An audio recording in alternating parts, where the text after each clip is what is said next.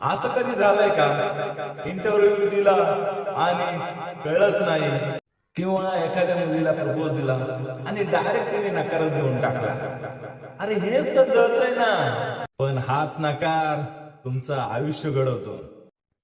APJ Abdul Kalam यांनी air force साठी form भरला होता आणि त्यांना सुद्धा नाकारण्यात आलं होतं. ते रडले असतील का? काय केलं असेल त्यांनी? मग तू का थांबलायस? एपीजे अब्दुल कलाम नाकारून सुद्धा थांबले नाही, तर तू का थांबला आहेस?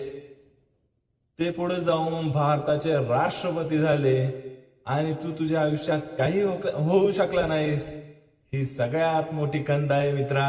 नकार म्हणजे संपत नाही, नकार म्हणजे दिशा बदलणं. जेव्हा माणसाचा एक दरवाजा बंद होतो त्यावेळेस माणसासाठी 10 दरवाजे उघडे असतात मित्रांनो. तर तुम्ही ते 10 दरवाजे शोधण्याचा प्रयत्न करा. प्रत्येक नाही तुम्हाला सांगतो, हा शोध नाही, हा मार्ग आहे.